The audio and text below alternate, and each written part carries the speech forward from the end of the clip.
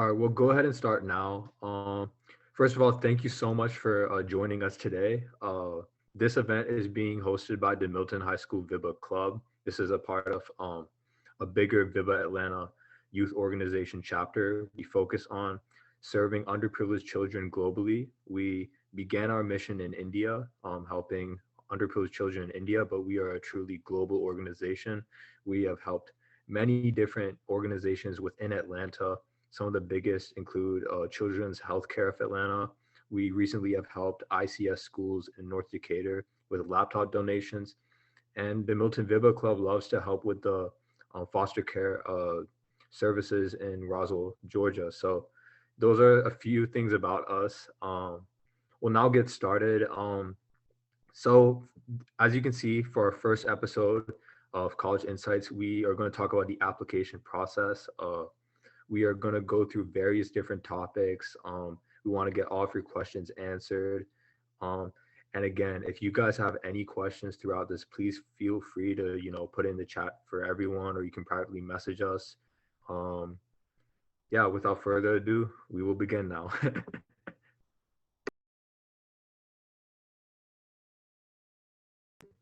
All right, so a little bit about me. I'm going to be your moderator for today. I am going to be a business major in the fall of the Ohio State University. So yes, I am a senior. I'm the president of the Milton Vibha Club. I have volunteered with the Vibha Atlanta organization for the last 7 years. And I mean, it's truly been one of my most memorable experiences in high school. We would love to provide you guys with more details at the end to get involved with the Vibha, to get involved with the Vibha Atlanta organization. But that's enough about me. I would love you to meet our speakers now, who, they're special and they've done a great job throughout this whole process. So, yeah.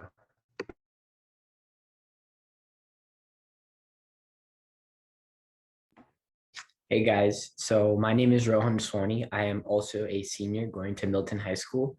And in the fall of this year, I will be going to Georgia Tech, and I will be majoring in business, but I don't know my concentration yet.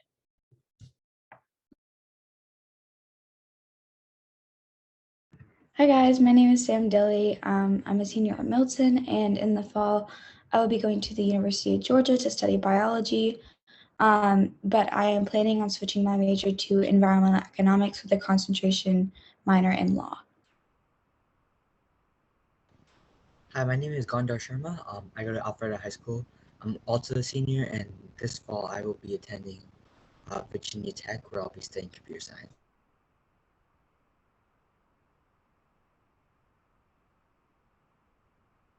All right, and so our agenda for today's webinar is going to be various topics. The first one is your timeline from May of your junior year until May of your senior year. Typically, I mean, we don't know how it's going to be next year, but this is how it is pretty much every single year. Then making your college list. This is important. We'll go through various strategies, things that'll help you along the way. Your GPA, test scores and statistics, your recommendation letters, extracurriculars and awards. Again, we'll get into more detail with some of those things. The CommonApp personal essay, supplemental essays, types of applications, deadlines, and final tips to make your application stronger.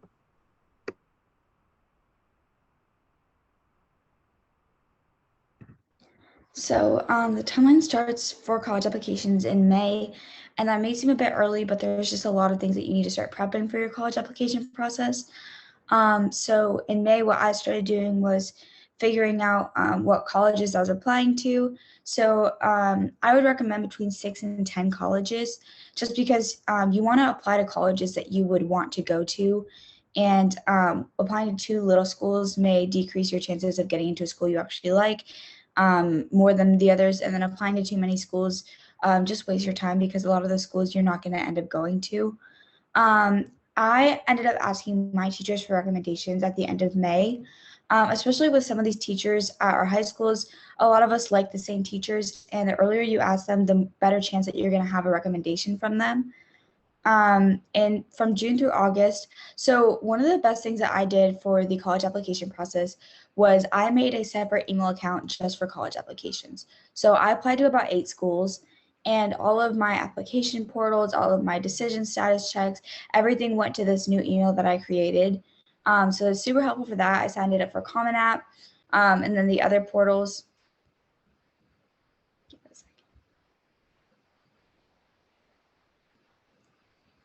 And then the other thing is making a CommonApp account. It seems very scary. It's really not that bad. You just put in, your email, you make a password, and you can start, seeing what these colleges are going to have you give to them in terms of information. So the second thing is you're going to start drafting your CommonApp activities list. So this is really important to do over the summer because especially when the school year starts, you're going to have a lot of supplemental essays. So getting the basics out of the way, so the activities list and the personal essay is really important. So when you're writing these activities lists, they wanted to kind of be structured like a resume if you guys have written a resume. So you're going to do past action verbs separated by commas. So I put an example in there from one of that was from my activities list in the CommonApp. And then below that is a personal essay. For me, I would highly recommend for this portion having somebody edit your essay. So for example, for me, I had a college essay editor that helped edit my essays. Rohan had a current student at Georgia Tech edit his essays. So I would just say that it's really helpful because that they can see stuff that you don't necessarily see. Then in August through September, you're going to be writing these supplemental essays. It ranges from about 1 to 3 per college. Some of them don't have supplemental essays, like Georgia State only has like a 200-word essay, whereas, Tulane has 2 supplemental essays. And those are pretty important. So if you have like YS essays, write them if you care about getting into that school. And then you're going to start filling out the applications. So in October through December, you're going to start submitting your early action applications. Early action increases your chances of getting into a lot of schools. So for example, a lot of the schools I did, any chance that you have to do an early action, you should take it. It increases your admissions chances by quite a bit, and it depends on the school, but some schools are like 20% increase in chances of getting in. If you do early decision, that is a binding agreement to attend the school. So if you do early decision to Vanderbilt and they accept you, you have to go to that school. And generally those applications are due around October or November. Normally there's like an ED1, ED2 sometimes for schools. And some schools have rolling admissions. So Baylor University, Georgia State, UAB, meaning that decisions come back a few weeks after you apply. There's not a certain date that they come out. And if you apply early enough, you can be eligible for a lot more scholarships. So for example, Georgia State, I got a scholarship because I applied before December 1st. So a lot of scholarship applications are also due around this time.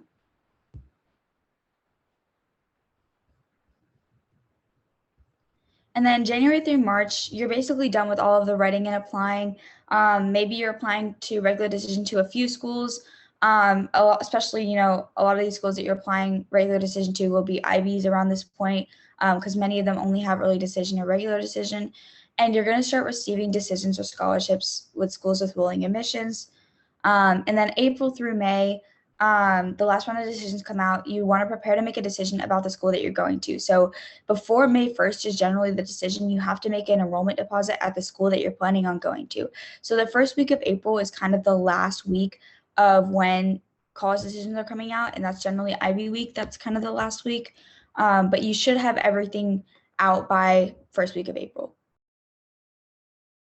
And just one quick thing I'm going to add to that, regular decision and early action, early decision, they all are very important. They play an important role in how your applications may turn out. I remember for myself, I applied to the University of Georgia, and I had done early action, and that increased my chances tremendously. I got deferred, and if I had not done that, I probably would have gone rejected at regular decision. So make sure you keep that in mind. Prestigious or the most highly sought after awards. And AP Scholar Awards and NHS inductions are also considered awards if you want to write that down. And you're only given 5 spaces, at least in the common application to list awards. So if you have more, you can write them down in your extracurricular section. Just one thing to add to that. It's really important that you're well-rounded. Colleges love well-rounded students. I had a lot of friends that had good grades and good test scores, but didn't get into the colleges that they should have because they didn't have any extracurriculars or they didn't have enough of them, or they just weren't detailed enough to show that it actually mattered to those students. So it's really important to find things that you love and do, that you can love and do, and stay committed to them.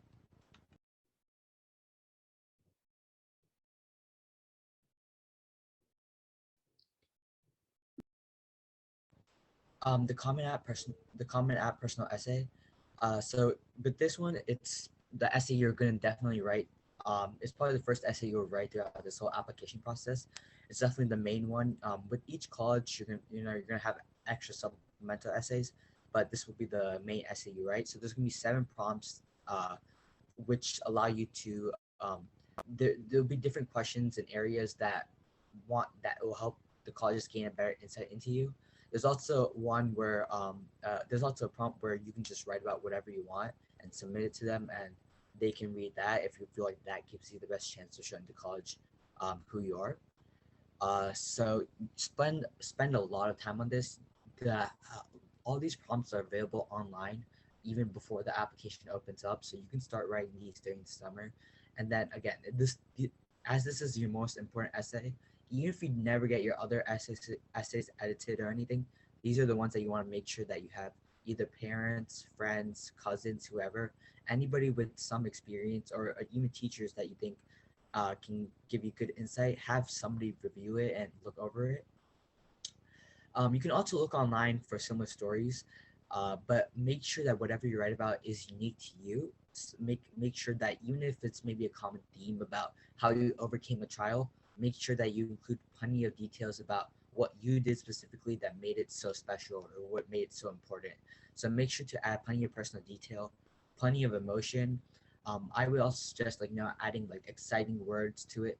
Nothing too complicated, so don't make it sound like you're reading off a dictionary, but do include enough, I'd say, advanced vocabulary and emotion into it that makes it sound exciting to read. Because remember, they're going to be reading through thousands of applications. So this is your chance to kind of stick out and show how you're different, because there's going to be a lot of people that have the same grades as you, the same test scores, even the same extracurriculars.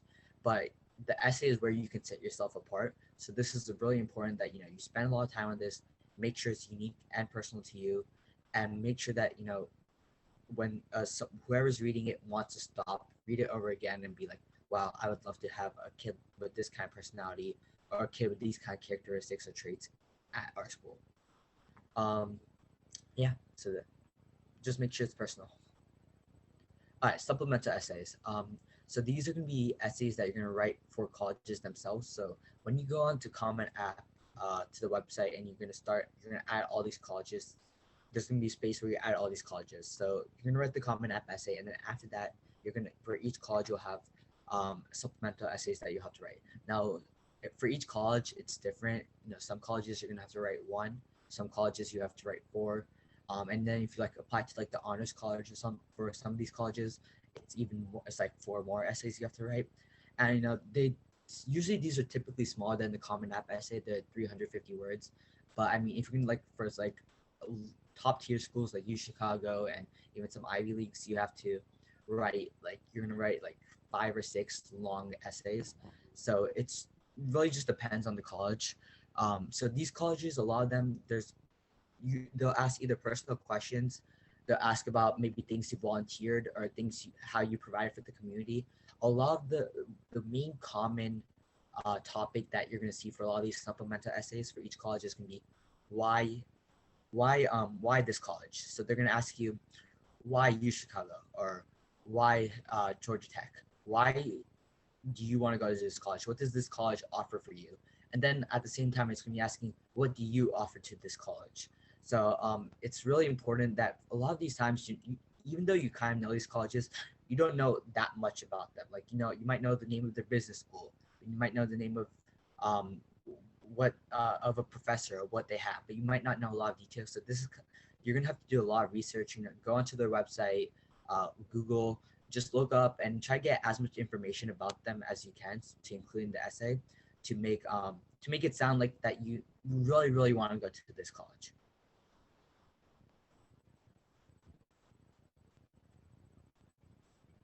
So there's a lot of different type of applications. You have the Common App application, which is, as it says, the most common application you're going to be doing. There's also Coalition. That's another one that, a lot of colleges use that one.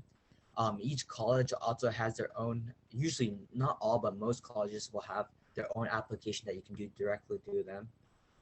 Then for college, for the UCs in California, they have their own application system. Texas also has its own application system. So there's going to be some areas that have their own application systems, but for the most part, you usually be using CommonApp or Coalition. Yeah, so that's kind of it on that. And I will just add to that really quickly because yes, you have the Common App Coalition and your UCs, but applying to college is like a case by case basis. For me, I had multiple schools on my Apply Texas application. For some of you, you might have like a few other schools on a whole different application. So the best piece of advice I can give with applications is check what application you need to do ahead of time. Because if you want to write your essays ahead of time, you need to find the application ahead of time. So again, having as much time as you can have is probably one of the best pieces of advice I can give to anybody applying to college. So just keep that in mind.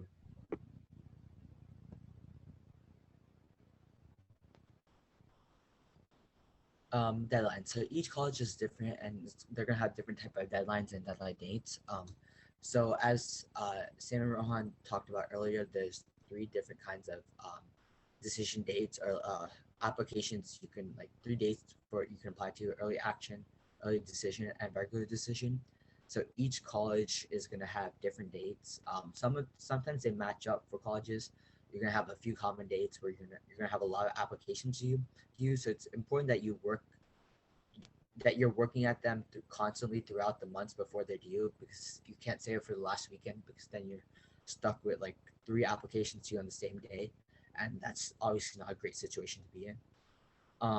So early action, again, that's for the advantage of applying to early action is going to be, increases your chance of getting scholarship money, increases your chances of getting accepted, but it's not binding. Early decision is the same thing, but it's binding, which means you have to go to that college if you get accepted.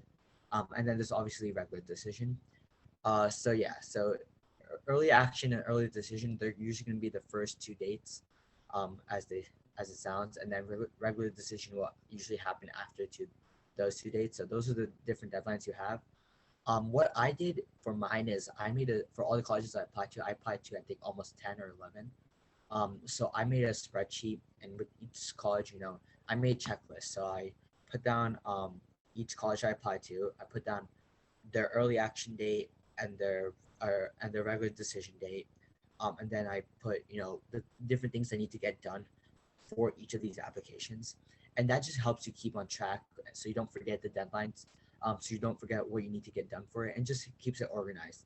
And then after, for me personally, it was really satisfying to go back whichever colleges I got accepted, denied from, or waitlisted. It was just really nice to go back, delete everything, and just write accepted or write deferred or whatever I got. So yeah.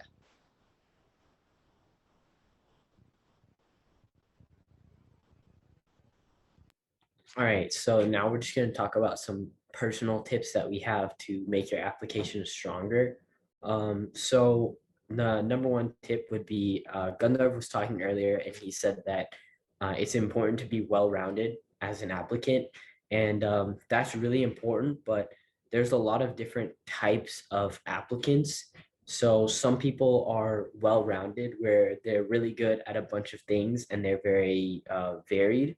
And then you have what's called the spike applicant, and that's someone who is good at everything, or maybe like okay at everything, but they have one specific club or award or event or internship that is extremely, extremely good. So something that's very valuable, something that they're globally ranked in something or nationally ranked in something, and their entire application is surrounded upon that one spike. And then the third type of application is the one that I applied, and that's a story. And that's basically where every part of your application is based upon some sort of motive or some sort of background that you have in your life. So applying for business, I had my essay talking about how I gained a passion for business. I had my supplementals talking about business.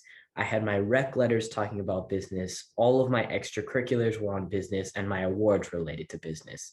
So my entire application was just surrounded about or upon how I want to be a business applicant at whatever school I get into. And that's because this, and this is what I did because I was a business applicant, and this is what I plan on doing as a business applicant.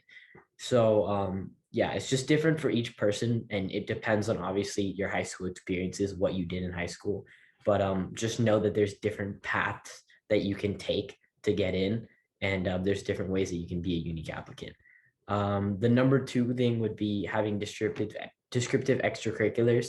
So like I mentioned earlier, you only have a very limited amount of space. I think it's like 150 characters in the Common App. So you really need to cram in, a lot of, details in, and try and use, very profound words if you can, and try and, buff up what everything sounds like. And one of the jokes that we make is like, if you were a cashier at McDonald's, you were just writing you're a cashier at McDonald's is cool, but you could also say that you manage financial transactions for a multi-billion-dollar franchise. And that sounds so much cooler, and technically it is what you did. So just try and be descriptive with it, and it would make your extracurriculars sound that much better. And then obviously, like I discussed earlier, bring in numbers. So, definitely have like that meat in there, because numbers is very, very memorable for people. So if they see that in an application with a bunch of words, and all of a sudden they see an applicant that has a lot of statistics to back up why they're a good applicant, that definitely sticks out. And then the last thing is just to work smarter and not harder, in general. So when you're writing your supplemental essays, for example, how Gundar was talking about, a lot of supplemental essays are like, why us, or some kind of rewording of why are you applying to our school specifically. And the thing is that you can write that for one school, and then you can use that as a template for your other schools. You don't need to rewrite a why us for each and every single school. So if you really, you can just tweak certain things, and then you can have one template essay that you use for all of them, and it cuts down on the amount of time a lot more. And then another thing is just like, you don't necessarily have to figure everything out yourself. You can ask around. So as Sam was discussing earlier, she had gotten a counselor to help her with applying to college and writing her essays and things like that. And I had an older sister who did the same thing. And after that, my parents felt like it wasn't necessarily as important to have a counselor, and that I could figure it out myself. So I went around, and instead of going and asking a counselor and spending money, I just went to kids at the schools that I was applying to and said, hey, you got in, can you just show me your application? What did you do? How did you get in?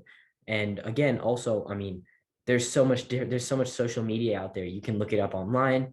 There are Instagram accounts, there are TikTok accounts that all tell you, like, this is how you can apply. These are the tips to make your application stronger. So there's a lot of information out there, and you should utilize that information.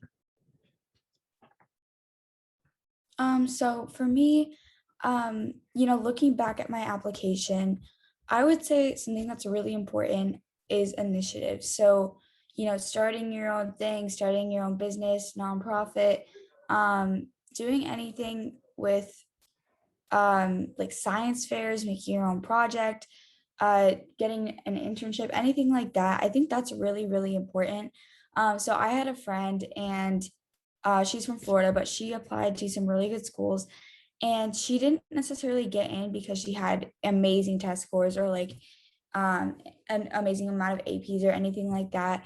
It was more because of her extracurriculars, because she had, had 2 inventions. She had like an internship with a nonprofit organization, and she had a lot of initiatives shown in her application that made her really unique from other applicants.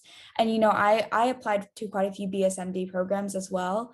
And the thing that was missing in my application was initiative in internships, volunteering at hospitals, taking that initiative. And obviously, like, COVID was obviously very different. I didn't obviously get the chance to volunteer at these hospitals, but showing initiative is really, really important. I also had a friend that got into UPenn Wharton, and she started a nonprofit for eating healthy. Like, anything like that, anything that you're passionate about.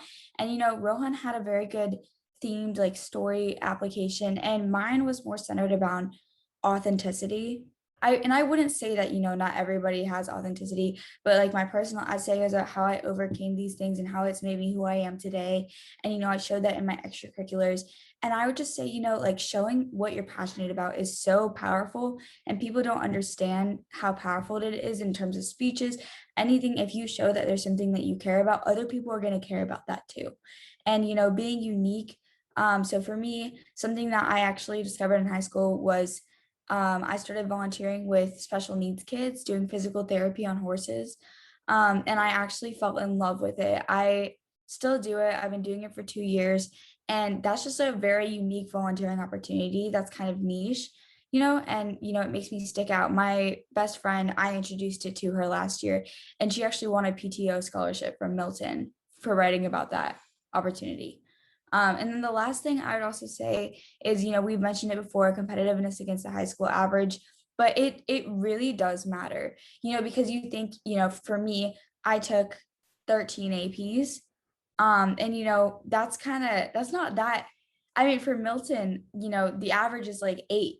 I would say 7 or 8 for kids, and that's a little bit better, but at schools like my friend that got into MIT, the one that did like the science fair and internships, their average number of APs was 5. Like they didn't offer that many classes. So I would just say, see how competitive you are against other people, because we're applying from the same school and they're looking at us in relation to the people that we're applying at from the school, not from like, Clayton County or like Dahlonega, Georgia. Like they're looking at kids from Milton versus other kids from Milton. So that's really important. So my few tips of what makes the application stronger. As I mentioned earlier, volunteering and extracurriculars are really important. I had friends, as I said, that did not get into colleges they should have because of lack of extracurriculars. What I think is really important with volunteering is having a long commitment, or any extracurricular you do. I did cross country for 4 years. I did taekwondo and karate for 13.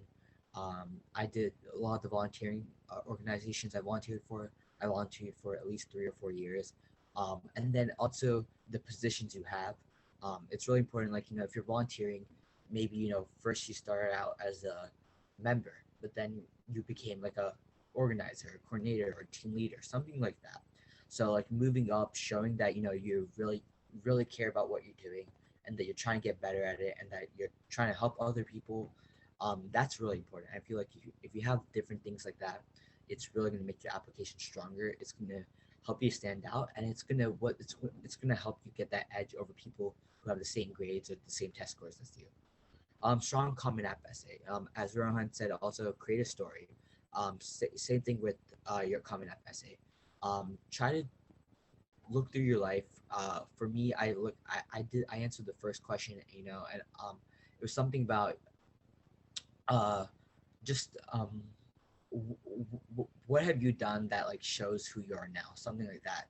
And so I wrote a story about playing football in 8th grade, playing tackle football for the first time, joining the middle school 8th grade team late, and like how that impacted me, what I learned from that experience, and what I learned from that has impacted me today, and how do I carry over what I learned from that. And so come up with a story like that, come up with something, look through your life, what was really impactful, and then from there you can write a really good story.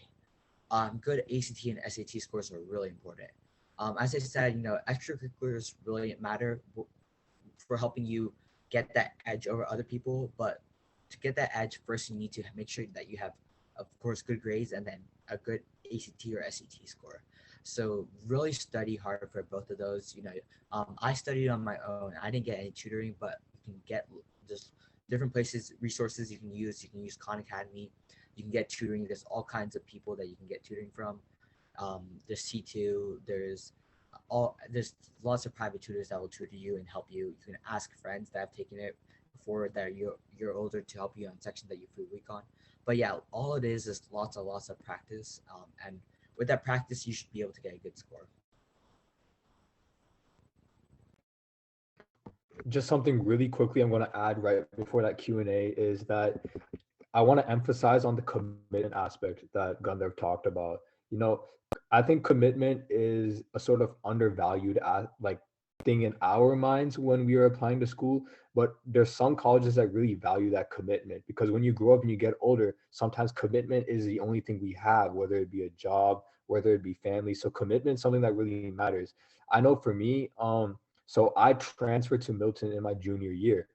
And so because of that, I had to leave a lot of my extracurriculars at my previous school just because it was a new school altogether, which meant that there's going to be different extracurriculars.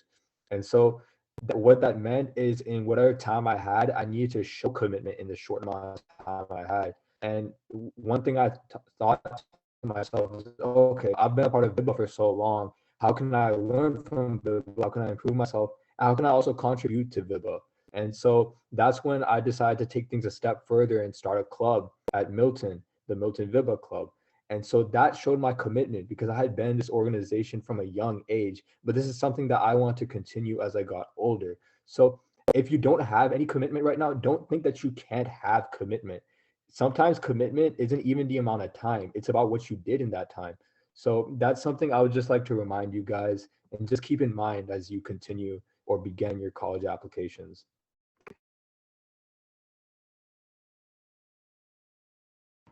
All right, and so now we're at the stage for the Q&A in our webinar today. We had some great questions get in.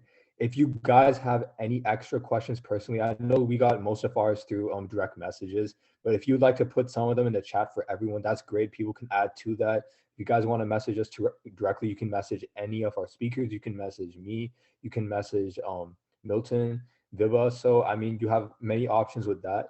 I'm going to begin with some questions I have here already from the beginning. And I think this is a great question. It is, are there any test prep centers or, test preparation methods that you guys would recommend?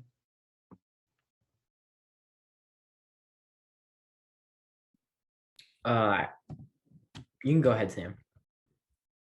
Okay.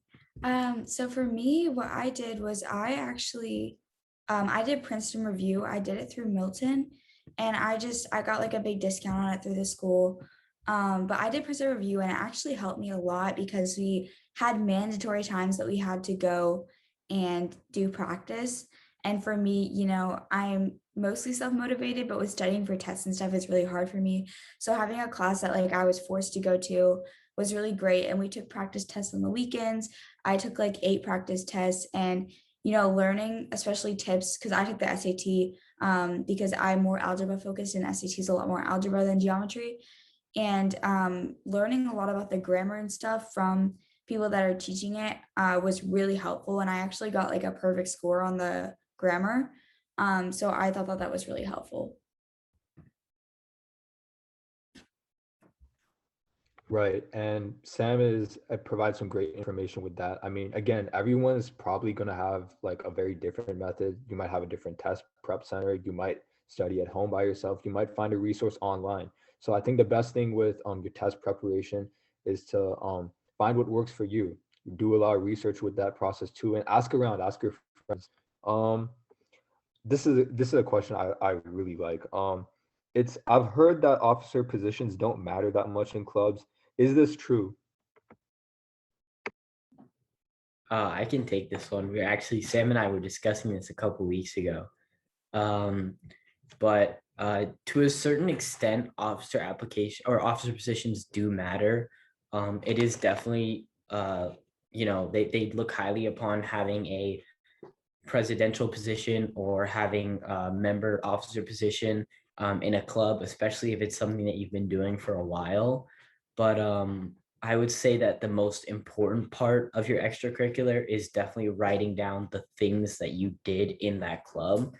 And besides that, I mean, the difference between being the president or the secretary or the vice president of a club really is minimal. And colleges usually don't look at the president much more highly than they do the vice president of a club.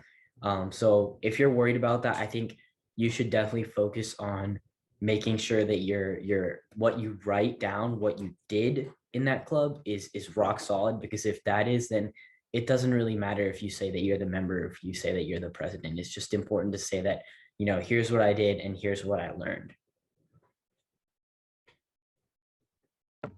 Ron gave a great answer to that. Another question that we had come in is, how does demonstrated interest play a role in the college application process? I think this is an important question. I can add to this at the end as well. Sorry to take another one, but I'm very involved in demonstrated interest. So demonstrated interest actually makes a huge difference, and it depends on the college you're applying to. So for example, University of Georgia, if you look online and you look for the college that you're looking at and you research, do they care about demonstrated interest? It'll tell you what schools do and do not. That's really important.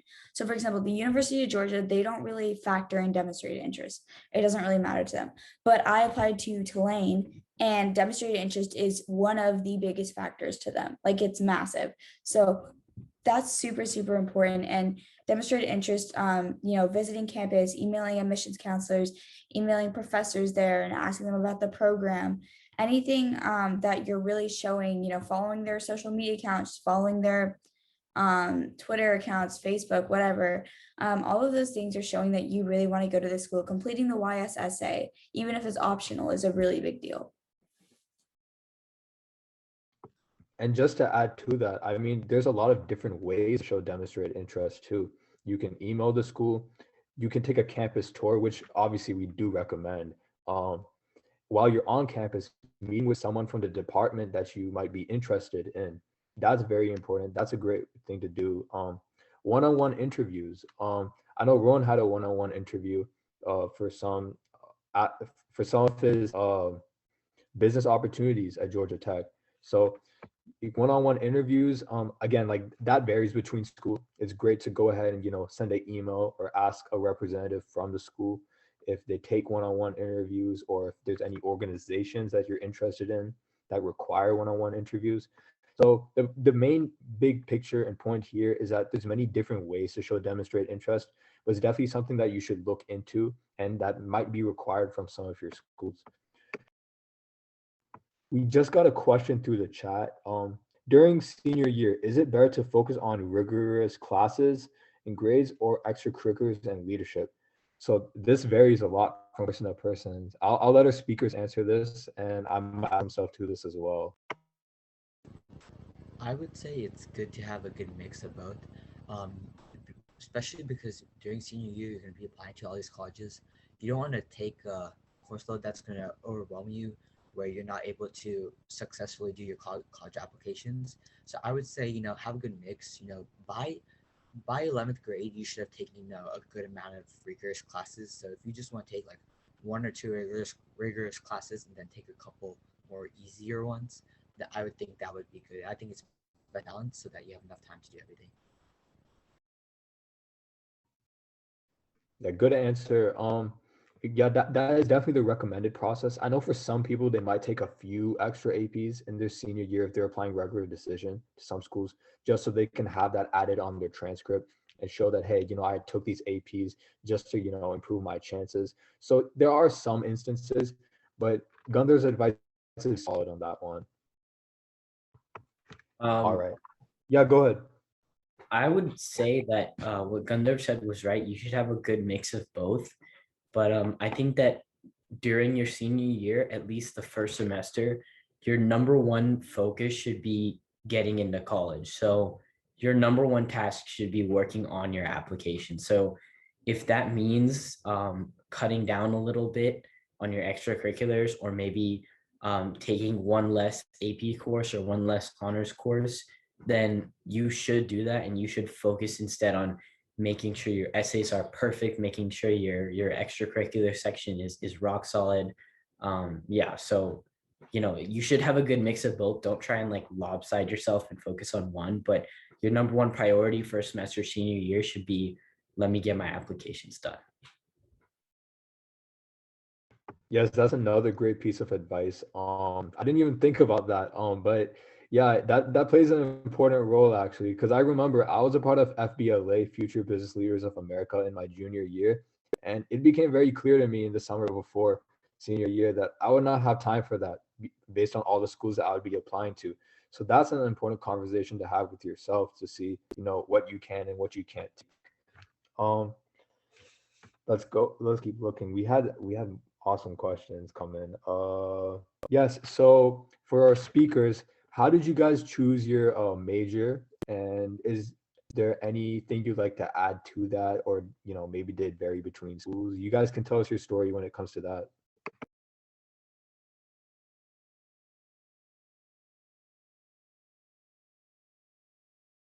Okay, I guess I'll start.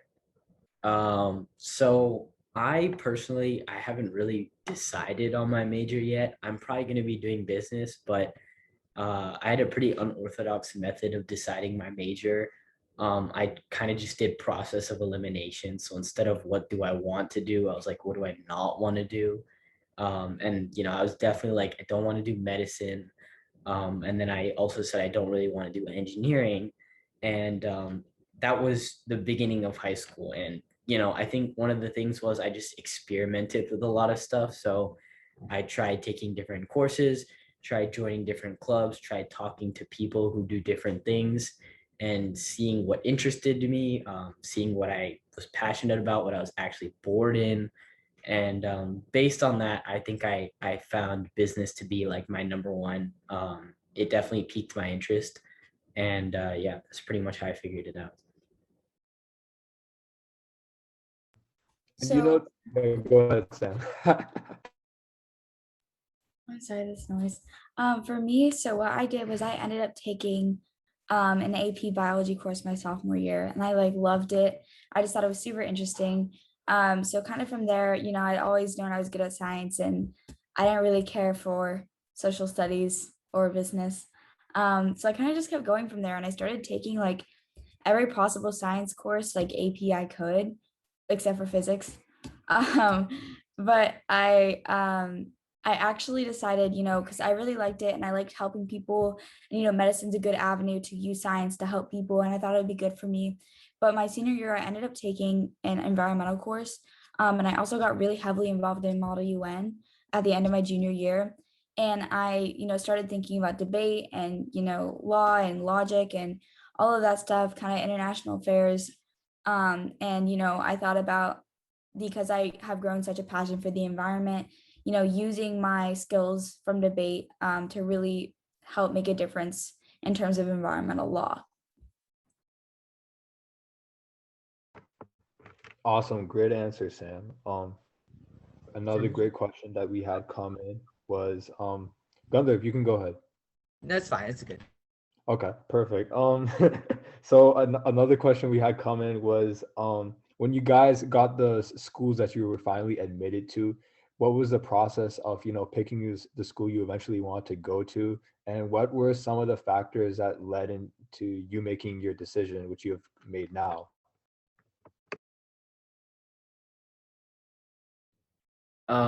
I think that this goes back to what Sam was mentioning earlier about like deciding what schools you want to go to.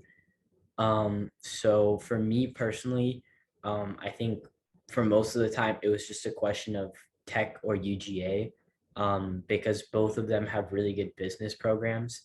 But at the end of the day, I chose tech because I like their campus and I like their environment. And more importantly, although I didn't want to do engineering, I at least wanted to have an incorporation of STEM into my learning or my career. So at Georgia Tech, I was offered business with an integration of STEM. And I thought that that was super valuable for when I do get into the workforce, because you need to know, whether that is coding or, how to analyze things or anything that an engineer or a STEM major might need to know. So, but at the end of the day, you need to figure it out based upon like location. Tech is right here for me. And, the cost, obviously, if it's in state. And yeah, I mean, if you go to your colleges, if you talk to people, you'll kind of get a feel for one. And even if you consciously don't know one, subconsciously, you'll kind of have a preference for one. And as you get closer to that May date, it'll kind of come out and you'll be able to tell which one you want to go to and which one you don't want to go to.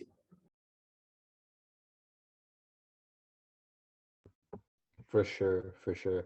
Um, And a question that we had coming that was a little bit similar to one we had earlier, but I think can go down a different path. So I want to address it is how does legacy play a role in college admissions? Because I know some people have legacy, some people don't.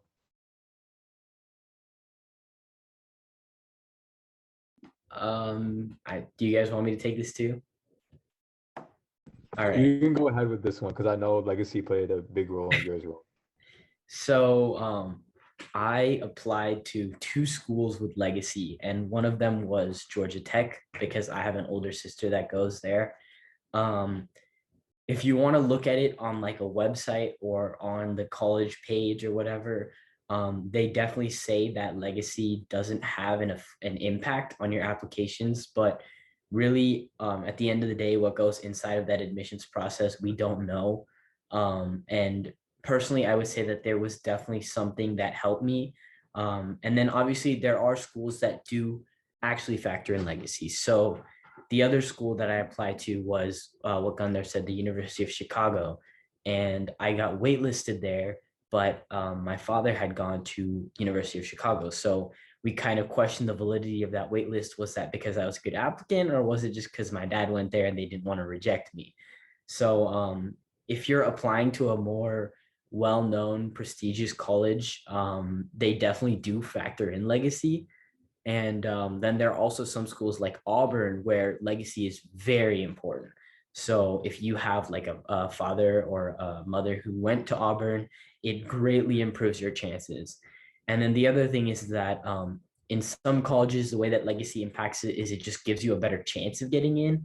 But in some cases like Georgia Tech, what happens is that the only way that they'll factor in legacy is if you and another person have near identical applications and they're deciding on who they want to accept, they'll usually give the edge to the person that had the legacy.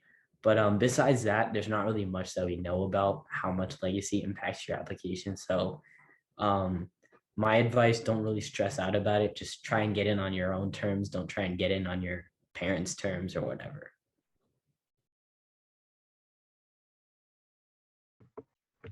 Yeah, yeah, for sure. We're going to start narrowing down on some of the questions just to make sure that we are staying on track with time.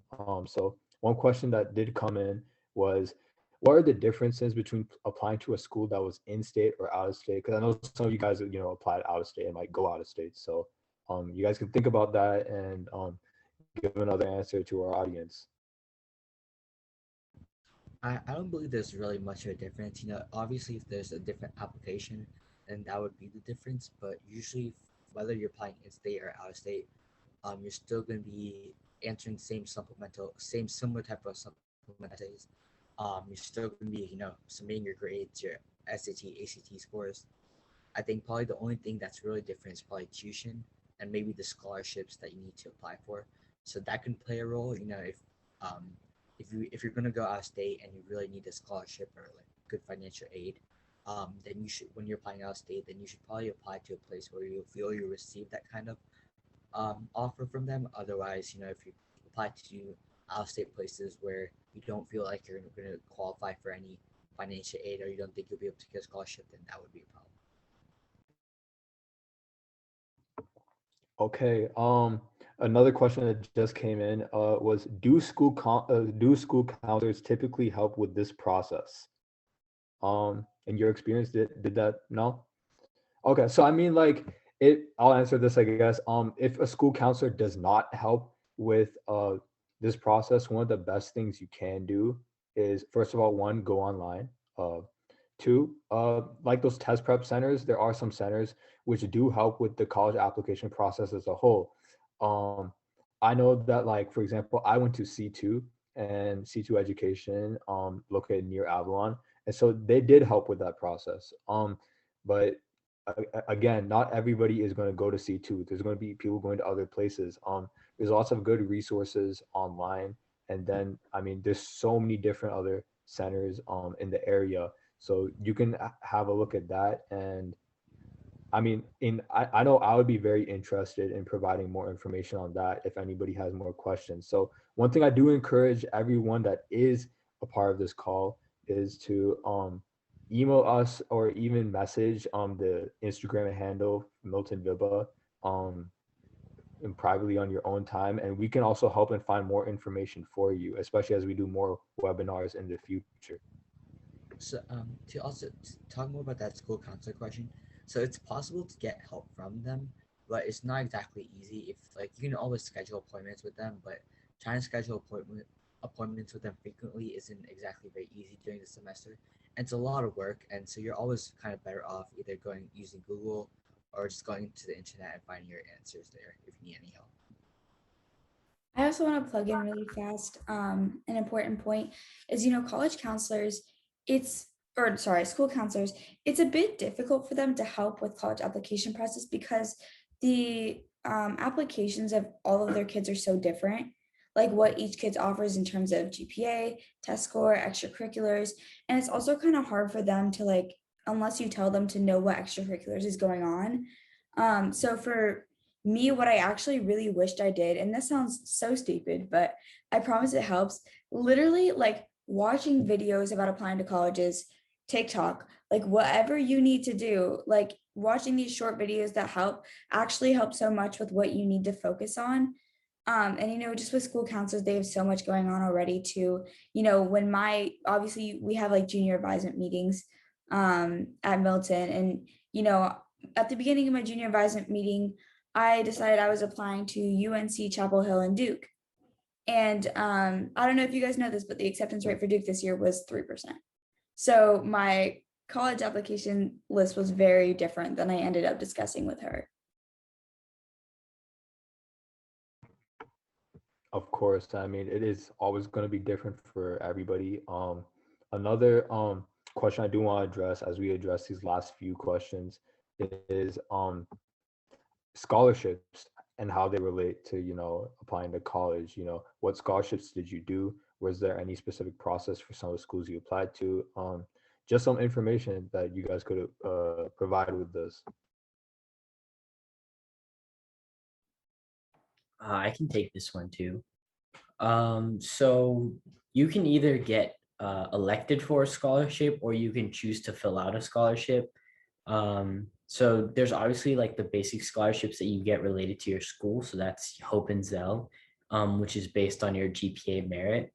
And then there's obviously scholarships that you can find online that you can apply to. And usually they are an essay that you have to write, or maybe you have to talk about a certain event that you have, or they could just be a no essay scholarship that you just get lucky and get chosen for one. But then there are scholarships that you get chosen for. So as Vivon was mentioning earlier, for Georgia Tech, they had a scholarship. It was a North Metro scholarship where they selected 16 of the applicants for the scholarship, and then they went through a round of interviews. And that kind of process is where you'll go through an interview and you'll basically be asked certain questions about your application, but that's pretty much the extent of it. They'll just ask you questions about your application and then they'll narrow it down. And the other thing is that the scholarships can be chosen or elected in different ways. So there's merit scholarships. So that's a scholarship where you were chosen because either a third party organization or the college itself thought that you were an outstanding student or a talented student, and they chose you because they think that you're talented enough and deserving enough for this application. And then there are non-merit or external scholarships. And those are basically something that you can get or get elected for based on maybe a religious affiliation or your gender, or if you're from a certain region, or if you're an in-state student or an out-of-state student, or if you're left-handed, or if you're Irish. They have all of these different applications that you can get chosen for or that you can apply for. But at the end of the day, you should focus on this after you apply to college, but you should just, go on your own time, look them up. There's definitely a lot of online searches that you can use, and you can filter down stuff related to you and find some applications to apply to. Or if you're going to get elected for one, you just wait and see what happens. With scholarships, there's always so much stuff. Scholarships is probably one of the biggest aspects of of the college application that is online.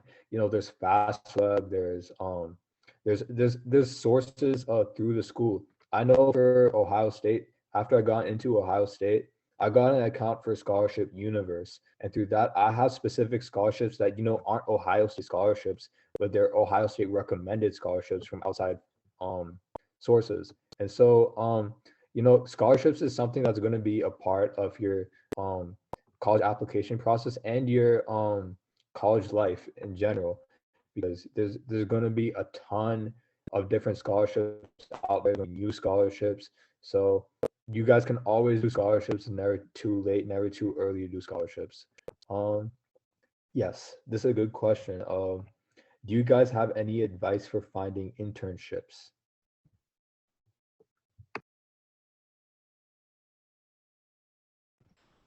I never had an internship throughout all of high school. I don't know if it's that important that you need an internship when you're in high school, more so in college probably. But I guess, I mean, if you're applying to like really top tier schools, you might need an internship, but that wasn't the case for me. I had an internship. The way that I just found it was just talking to other students. So this internship that I applied for, it was run by a bunch of college kids. But if you want to find an internship like outside that's maybe run by adults and not necessarily kids, you can use LinkedIn. That's a really, really important one. If you go online and you can filter on the LinkedIn app things that you're looking for and then apply for those. Or if it's maybe something that's sponsored by a college, you should email professors or counselors or some sort of administration staff at the college about that. I have a couple of friends who are juniors who are doing that right now. But yeah, so look online, look on LinkedIn, talk to your friends, see what they're doing. That's probably the best advice for finding one. And then obviously you're going to have your application for that as well. Yeah, awesome. Sam, did you have anything you want to add to that? I actually did apply for a hospital volunteer internship, but it got canceled because of COVID. The only thing that I would honestly say, I mean, at Milton, we have like this thing called Hire Me, where you go through like creating your resume and, interview tips and, how to create a portfolio and dressing and all that stuff. And I almost did one my junior year because we have like a class for it. But I just decided to do course instead because why not? Um, I would say that, it's just very important when once again to like show passion, show that you're interested in it, show that you want to do it. And an interview makes more of a difference than you know. It really does. Interviews are really important. And you just need to show that like if you don't know what you're doing, you're willing to learn. Like if you don't have experience, I'm willing to do this, and show that this is really important to you. In general, like I just have really good experience with interviews.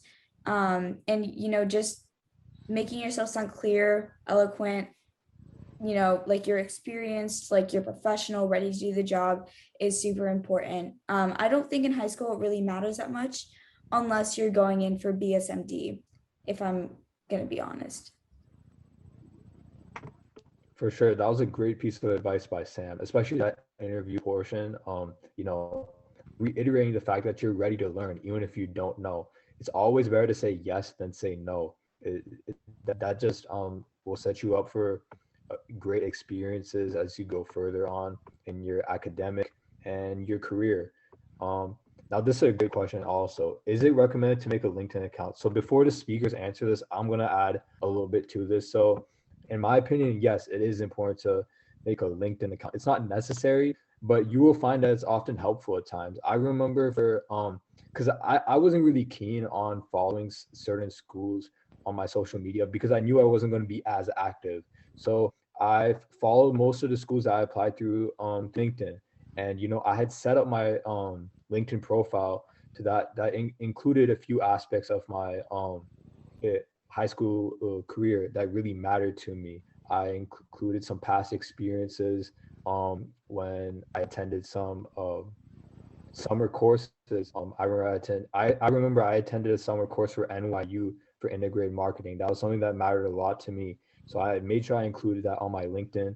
I include Vibha, volunteering at various organizations. So I definitely recommend making a LinkedIn account. I remember for one school I applied to, I can't remember the name right now, but they had asked, do you have a profile which you would like to share? And it was literally this spot on the Common App. And I did not expect that at all, but I included a link for my LinkedIn.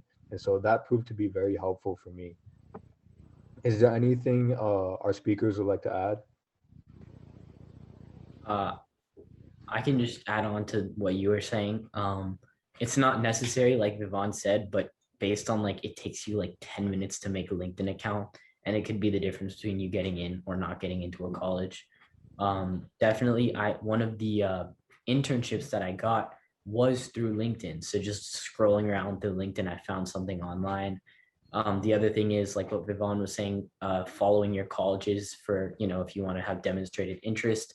And then also what Vivon said, for like if you're applying to a New York City college, they have a part of your application where you can write a resume or you can submit your LinkedIn. So it doesn't take that long to make, and it sometimes can be helpful if you want to make connections or if you're trying to find different things or if you're just trying to get into college.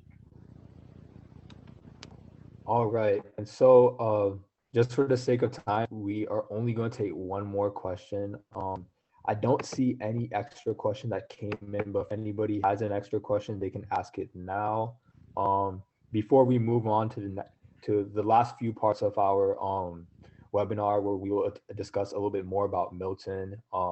I just want to say a thank you so much to our speakers. I think they did a great job, and I'm very proud of them. I learned a lot myself, even though I completed this process already.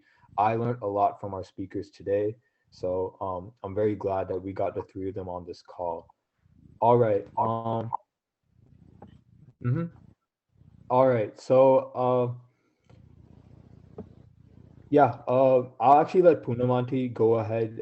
Actually, one second before I let Miss Poonam Singh hop onto this portion of the webinar.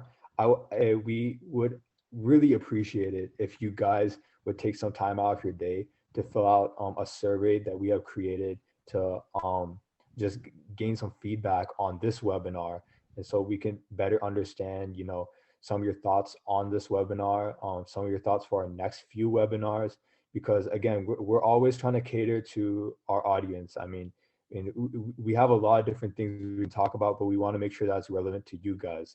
So just let us know any topics you would like to see in the future, and we would love to create more webinars that we can help you guys out on. And over here, I will give the mic to Miss Poonam Singh, who I address as Punamanti for many years now.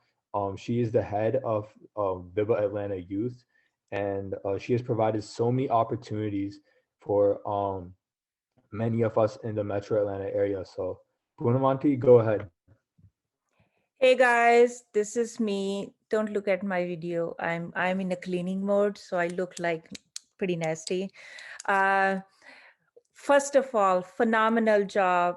Big shout out to Vivan, Anshul, Shreya, and Dia. You guys did a pretty good job. Good job, guys. Like it was really good. And now I want to tell you something more about like what we are doing it. As you guys know that Vibha has been we mainly focus on education. For past few years, earlier our mission was to bring giving an access to for education to underserved kids. But now we have moved our objective to not only give an access to kids, but also give an access to kids and bring back to in a much more electronic and pretty technology savvy areas. And to keep that one in mind, a couple of things we have been doing for past 2 years is we have adopted a couple of projects or schools in Metro Atlanta area. One of the school is ICS school in DeKalb County, which is actually Title I charter school, and it has 55% of the kids are refugees and other are underserved kids. And second one we have adopted is Inspired You. That's the one organization where this organization does, they take these laptops and all electronic equipments and clean them up and then give them to inner city kids or schools who are in dire need of laptops or any kind of technology, from printers to laptops to Chromebooks and everything. And third one we have been doing for past 10-15 years, donating money to Children Healthcare of Atlanta. For past 15 years, we have already donated almost 200K to Children Healthcare of Atlanta. And so the one thing we did like last two years ago, ICS schools, we have donated Chromebooks to all the kids, and it was a very emotional experience for personally for me. I cried because kids were so happy to have their own Chromebooks and study. And one kid came to me and she said to me, "Are you telling me I don't have to share my laptop to anybody else?" I said, "Yeah, that's what I'm telling you. You can study." She's like, "Are you telling me I can listen to my own music?" I said, "Yeah, you can listen." So it was like it was very humbling experience to see kids were so happy to have their own laptops and Chromebooks to study by themselves. And the same school, we have donated almost, we have actually opened up a computer lab there. Paramount Consulting Company helped us doing that. And then last year during COVID, a couple of friends of me and a couple of another friends, we actually noticed that we talked to the ICS kids and they said, like principal said, that these kids, they don't have food. If there's no COVID-19, if there is COVID-19, these kids get the summer food from their pantry, and COVID happened. So they have to close the pantry. So that means these kids didn't have food at their house. So we took that list of 35 families, and for last summer, from June, July, August, 3 months, we delivered food to those 35 families. That was one thing we did. And currently, I can go on and on that, but currently we are doing, we just almost finished with the eyeglass drives and also book drive. Thank you so much to Milton High School. I have like my entire garage is full of books, and a pretty good job. You guys did an amazing job. So, and then these are the two things we have already finished it. Our upcoming event is coming is one of the one which is currently doing it. We are just working on it is Vibha internship program, summer internship program, where we are actually looking for high school kids who are like junior, sophomore, junior, and seniors, not like rising freshmen. We wanted to have high school students who have their pathways set or something. And we're going to have this, we already have selected two projects. And these two projects would be held by two mentors. And these mentors will help these youths to do these projects, complete these projects. And it would be like the application is already in process. We will select these kids, we'll have the interviews with them, and then they will do this project in during entire summer. And at the end of the summer, they will present their project in front of the Vibha board member and say like, "Hey, this is the one we have done." And the benefit which you will get like high school students is recommendation and internship opportunity, which is amazing for them. And also, whatever their field they are interested in it, they will get the hands-on experience from these mentors who are, I know one of the mentor is CEO of his company. So that was really good to have experience from that. So that's the one that we are doing it. Second one, on next Sunday, May 2nd, we have doing our first women workshop. Sorry guys, not for you, only for females. But this one is actually, we wanted to see what are the things Vibha itself can help bring a female empowerment, sort of like bringing equality in workplace. And so we will brainstorm then ideas, we will do a couple of workshops, and then whatever brainstorm and ideas we come up with, then we will share with all Vibha youth members, so that like even boys can get a help, like how you as a boys can help these girls in their career fields, or in the leadership roles, kind of becoming a partner, how to be a good partner together. So that's one we are doing. This one is a virtual, and so that's all coming up. That, and that's pretty much it. I think I have to give a huge shout out to Anshul.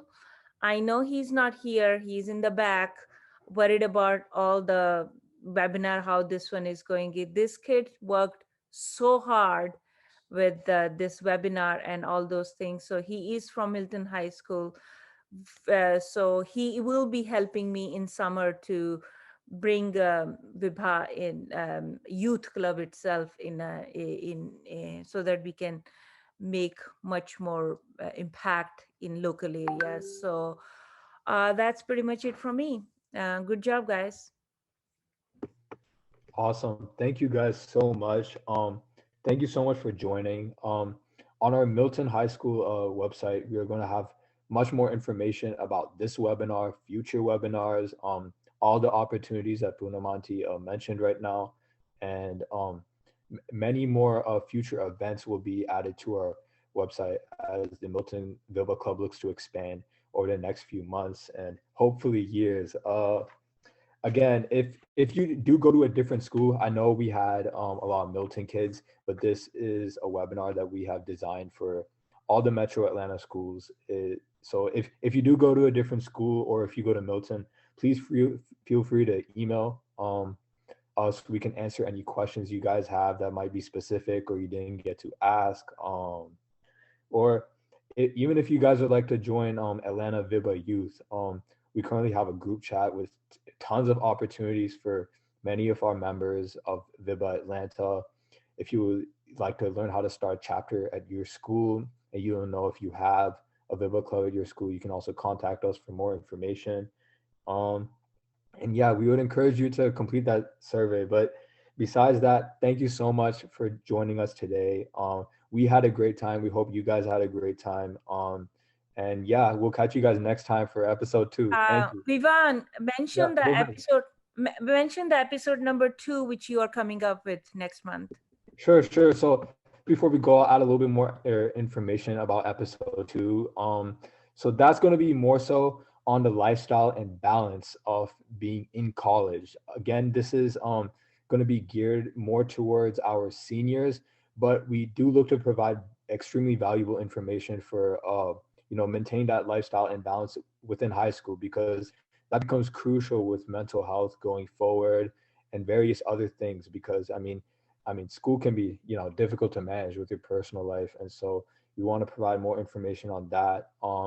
And again, yeah, go ahead.